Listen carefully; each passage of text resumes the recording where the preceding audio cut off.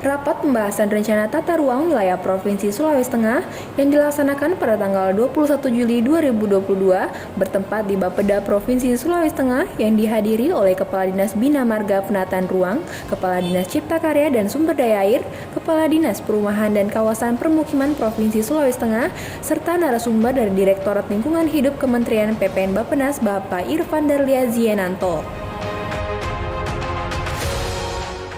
Kepala Bapeda Provinsi Sulawesi Tengah, Ibu Dr. Insinyur Kristina Sandratobondo MT, selaku moderator pada rapat tersebut membuka rapat ini sekaligus menyampaikan bahwa dalam penyusunan rencana tata ruang didasarkan pada klaster wilayah di mana tujuan tersebut untuk mewujudkan pembangunan wilayah yang bertumpu pada sektor pertanian, sumber daya wilayah, pesisir dan kelautan, industri, pertahanan dan keamanan, serta pariwisata yang produktif berkelanjutan secara sosial ekonomi dan lingkungan berbasis mitigasi bencana. Di kesempatan yang sama, Kadis Bina Marga dan Penataan Ruang Bapak Saifullah Jafar menjelaskan bahwa penyusunan RT/RW Provinsi Sulawesi Tengah dilaksanakan dengan menggunakan dana APBN yang merupakan bantuan teknis dari Kementerian ATR BPN, dan untuk pertama kalinya di Indonesia, penyusunan RT/RW tersebut dilakukan berbasis mitigasi bencana. Beliau juga menyampaikan bahwa revisi RT/RW ini didorong oleh kejadian bencana alam Pasigala yang terjadi pada tahun 2018 silam.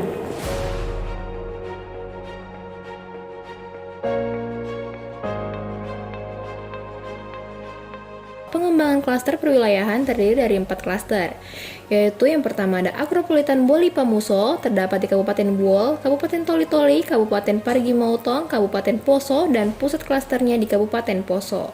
Yang kedua ada Perkotaan Pasigala, terdapat di Kota Palu, Kabupaten Sigi, Kabupaten Donggala, dan pusat klasternya berada di Kota Palu.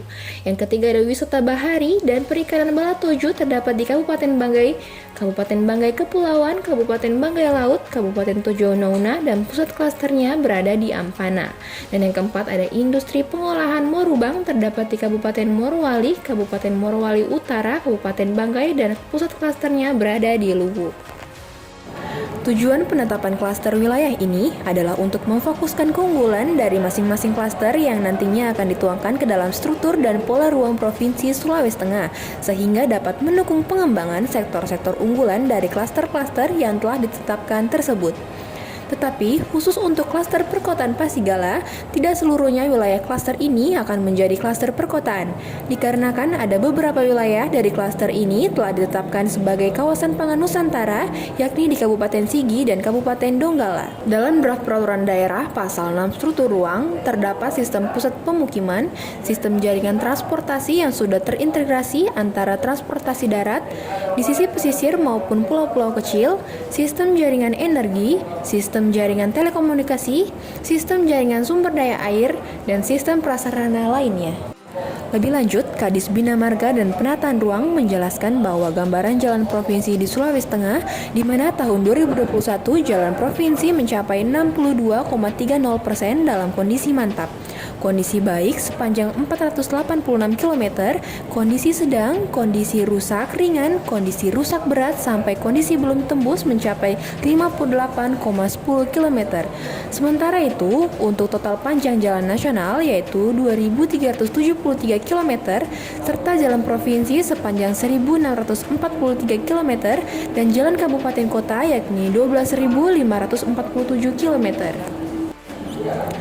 Kepala Dinas Cipta Karya dan Sumber Daya Air, Bapak Dr. Ruli Jangkola mengatakan bahwa dalam program kerja yang berkaitan dengan keciptakaryaan dan sumber daya air, tugas utamanya adalah ketersediaan air bersih, drainase, dan penyediaan sistem irigasi yang memadai.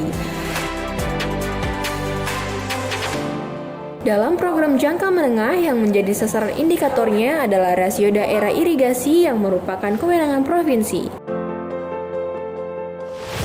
Dikaitkan dengan kawasan pangan Nusantara, di mana Sulawesi Tengah telah ditetapkan sebagai lokasi pengembangan sentra pertanian pangan, yang menjadi pusat perhatiannya adalah bagaimana supaya tersedianya air.